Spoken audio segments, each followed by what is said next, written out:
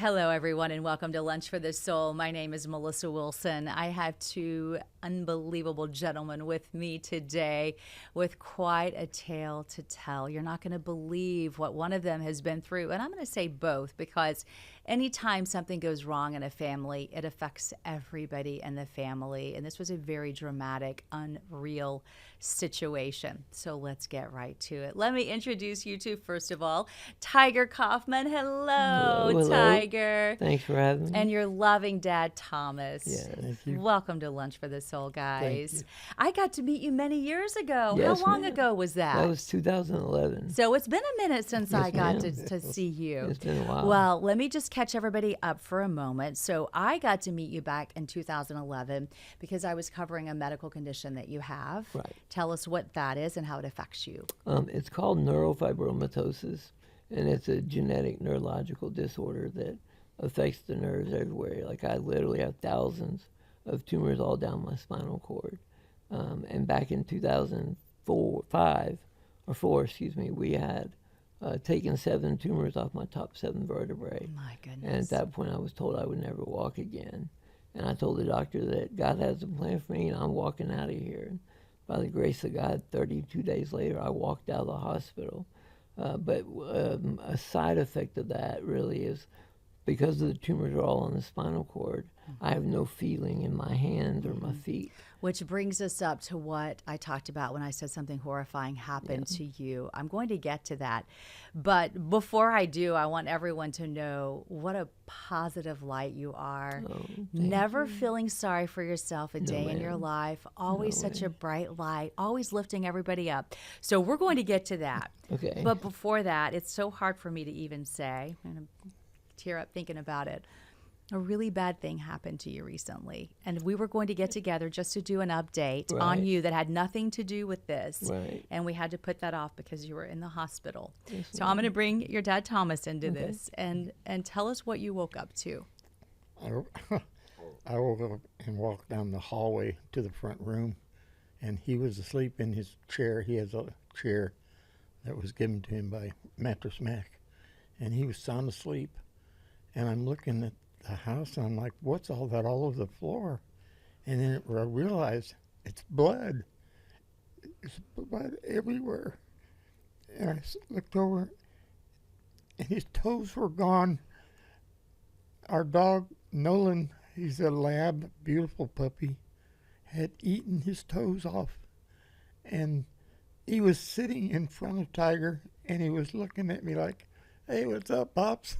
Like he had no idea what had happened. Yeah, and he was covered in blood, and I freaked out. I really did. I was a policeman 25 years. I drove ambulance for 20 years.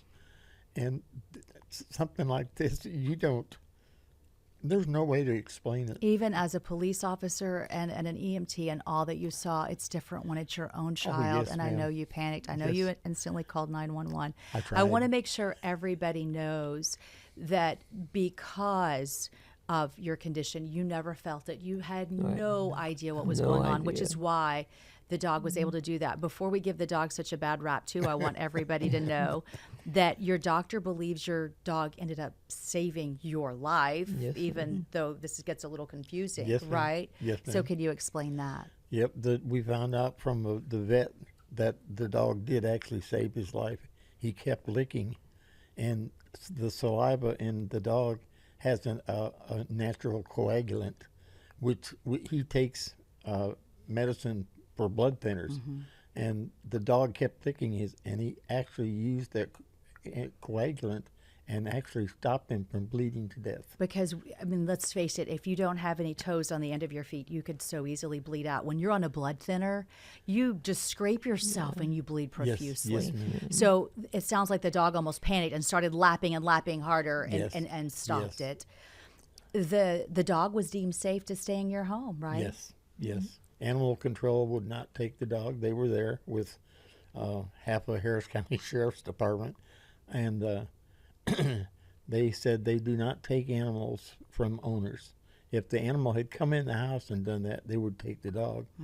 But she said you can keep the dog, but you have to bring it to animal control, and he has to be evaluated by animal control. So I did.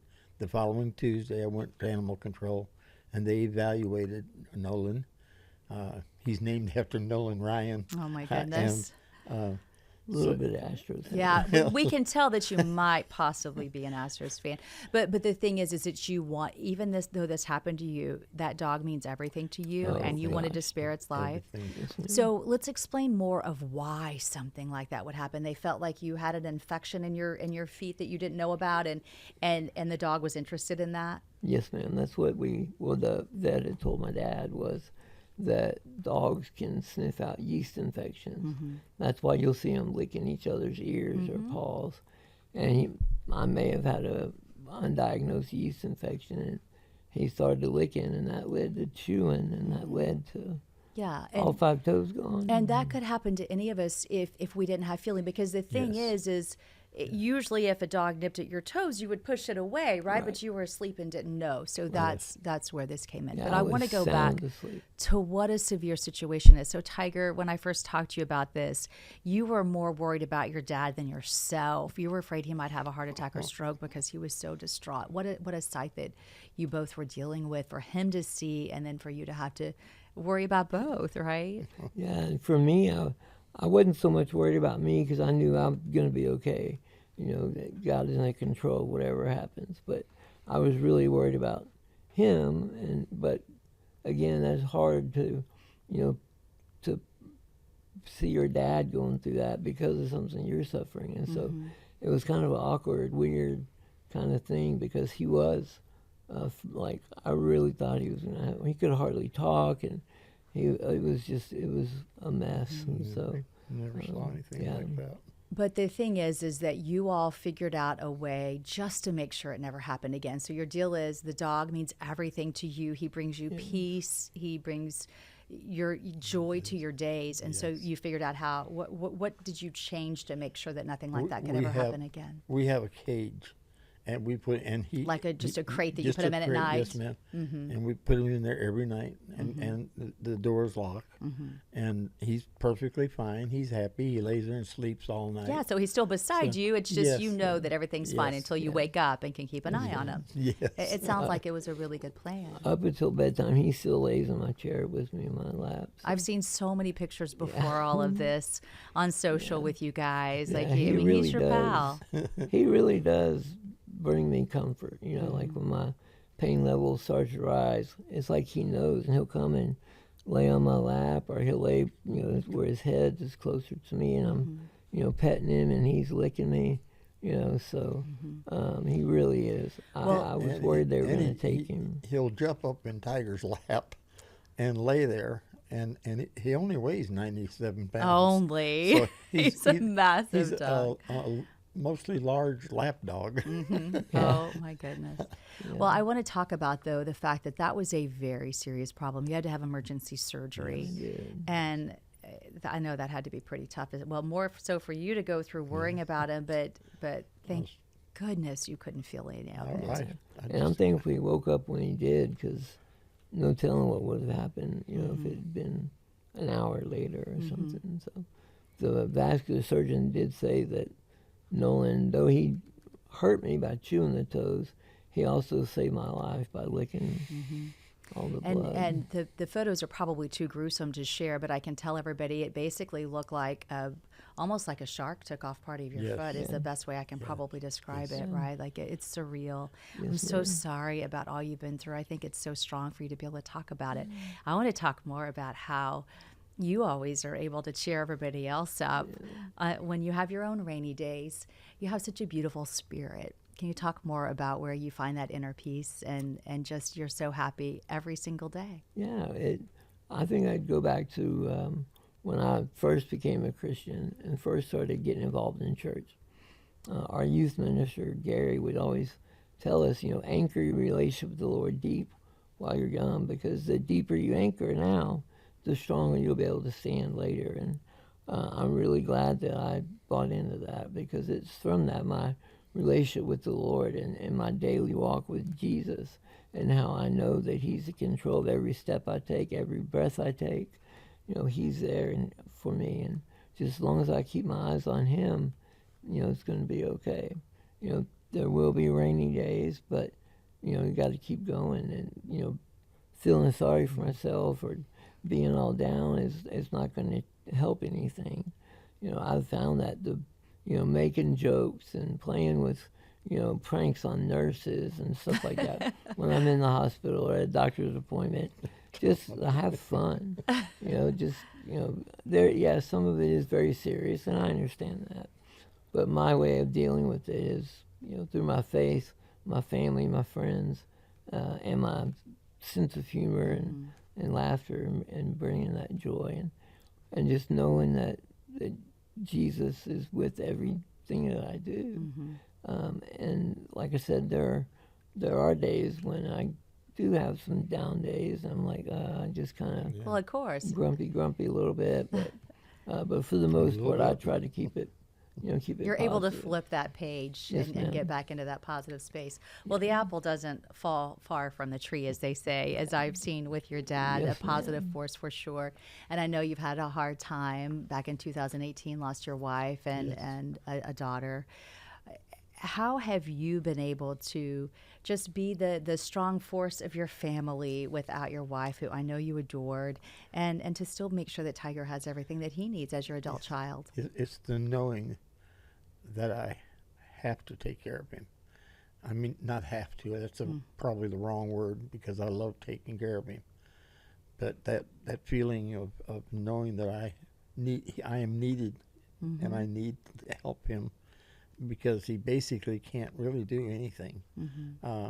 His surgeries have helped him with the tumors, but they've also turned things around a little bit.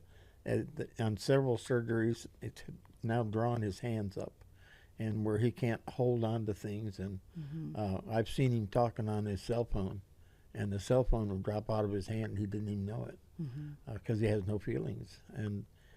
But taking care of him is very important, except the laundry. I don't like the laundry. Well, who does? I'm with you on that.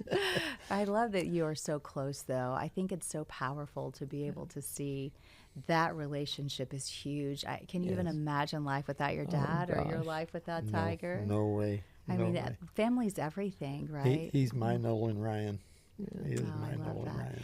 And then let's talk about his faith. So obviously it's very deep rooted in him, and I feel a lot of the times that happens in childhood. Yes. Is that coming from you? Did you point him in that direction? I have to confess, Well, it's okay. We can accept a confession here. Yeah. we did not raise them in church as we should have. We tried, and we had some things happen in the church where they came to our house, and it was not a nice scene, and so we withdrew. Previous to that, my grandfather, who I'm named after, was with the Methodist Church for 50 years, and when he passed, they would not conduct a funeral for him because he worked for the railroad, and the railroad transported liquor. So So there were a little problem. But the thing is, I think here for you is your faith is so much more deep rooted than a Oh, church yes. itself, Oh, right? And yes. that's where you found the comfort and the faith. But you can have that anywhere. Yeah. Now, I draw that mostly from Tiger. Tiger has a way. He has people call him at 2 in the morning, asking advice or if they're feeling bad. He's actually saved a life that we know of for sure by his faith, and the faith with Tiger is so strong. I mean, you can feel it. You can actually feel it. No, I believe From it. him. From the second I met him all those years ago, I felt it all through the years. Let's talk more about your condition. So where do you progress from here? Do those tumors stop? Do they keep going? What happens with that? They'll continue to grow throughout my life. And as I've gotten older, my condition has obviously gotten worse. But we just keep an eye on things, and I know what my normal pain is and what's not. And if I start having something that's not normal, then we do an MRI and see if it needs to have surgery or not. We're going Thursday to see about possibly putting a rod in my neck, because you can see how my neck is down, but it would hold my head up a little more. And so you're considering that surgery? We're considering that surgery. We don't know yet. Uh-huh. Meeting with the surgeon on Thursday. Just talk about recovery, side effects, and all that, and see. Do you feel like that would help your quality of life? They think it will because once the spinal cord can stay straightened, it could relieve some of the pressure from the tumors pushing on the spinal cord. So yeah, I'm considering that. Well, I will certainly be praying for you for that, because I know Yes, that's a ma'am. really big decision. It really is. Anytime That's you big do a surgery. major surgery like that, you really have to just figure out pros and cons, right? ma'am. Well, it was so neat to be able to meet up with you with Encompass right after your accident, and once you had recovered well enough to leave the hospital, you went there for rehab to get Yes, stronger. Let's talk more about what they were teaching you to do. It was fascinating how they were helping you, because the problem is before your accident with the dog, you used your feet a lot, right, to push and to be able to move your body. Yes, You had to learn to not use them at all for a while they healed. How was that, just everything that they taught you, how much did they help? It helped a lot because they did a lot of upper body strength exercises. Since I can't use my feet as much, I will need to use my arms and hands a little better. But yeah, they worked with me a lot on that. And they have a thing called a Hoyer lift, which it kind of puts this canopy like under you, and it'll pick you up out of the bed and put you in the wheelchair. So they did that for a lot while I was there, so that helped me transfer into my chair easier. Our house isn't big enough to have a Hoyer lift at home, so I have to do my upper body strength to transfer. It's a good excuse to have to work yourself out, right? It is. It And is. how did you feel about the progress you were seeing from him being really weak in the hospital to just making those giant steps? I saw a difference myself, much and better, how pretty quickly. Yes, ma'am. They worked him. They worked on him. Yeah. I think he even had some sweat one time. Yeah. I'm pretty sure. That's a serious I workout. could have seen some sweat on his forehead, Yeah. but he could have been drinking some water and just splashed. You know what I'm Yeah. saying? That's the excuse. That's what we'll use. One thing I know that you do a lot is rely on, especially Christian music and lyrics. Yes, ma'am. Oh, Really light you up and put Oh, this yeah. bright light in Oh, your yeah. eyes. I see it right now. I wish I could sing. Oh, man. What are some of the favorite songs that really make a difference for you? Because I know that it really touches your life. There's really three that stand out for me. One is called Even If by Mercy Me. And the chorus of it says, I know you're able, I know you can, save through the fire with your mighty hand. But even if you don't, my faith is you alone. And then it says, I know the sorrow, I know the hurt would all go away if you just say the word. But even if you don't, I'm with you, and that just really, that's what I remind myself of on those days where, my pain level was higher or not feeling great. I rely on that song a lot. That's and when then, Jesus brings the rain. Yeah, and then Mercy Me's song, Bring the Rain, Bring the rain. is, my life in a sentence is, bring me joy, bring me peace, bring a chance to be free, bring me anything that brings you glory. And I know there'll be days when this life brings me pain, but if that's what it takes to praise you, Jesus, bring the rain. And I actually was going to take Pops on May 9th, what Mercy Me was in the Woodlands, and I had planned on taking him, but my dog decided to eat my toes off first, so You I just kind of had say to be that. in the hospital. I kind of wasn't able to get out to go to the concert, even though I wanted to. But I but, love yeah. how you still keep a sense of humor through it all and Yes, just ma'am. make And that's light what of it. Yeah, that's as strong as my face is that sense of humor about it. And I think the Lord gives that to me totally because I'm not, nothing special. I'm just a normal guy, but the Lord You're really. not. No, You're you're special. beyond. Really- You are so. You're such a positive force, Tiger. Thank You are you. not normal. I. So many more people are negative than you who appear to have everything, and you have everything, my friend. Yes, you are the ma'am. full package, Thank you. for sure, without a you. shadow of the doubt. I'm just blessed that the Lord has allowed me to live this life. A lot of people ask, would you would you like to have no tumors? And I thought about it. I was like, well, no, because of the tumors, that makes my faith stronger. You know, because of the tumors, I lean into Jesus more. You know, when the pain is up, I, you know, get up in Daddy's lap and lay my head on his chest and talk to him, you know, and just like a child would their parent. And so my life verse is Acts 20:24, and it says, I consider my life worth nothing if only I may finish the race and complete the task the Lord has given me, the task of testifying to the goodness of God's grace. And that's kind of my life verse, like I said. You can put that on my tombstone someday. I love the power behind that message and that verse. It is so beautiful. Thomas, you raised a good boy, didn't you, buddy? Yes, ma'am. Yes, ma'am.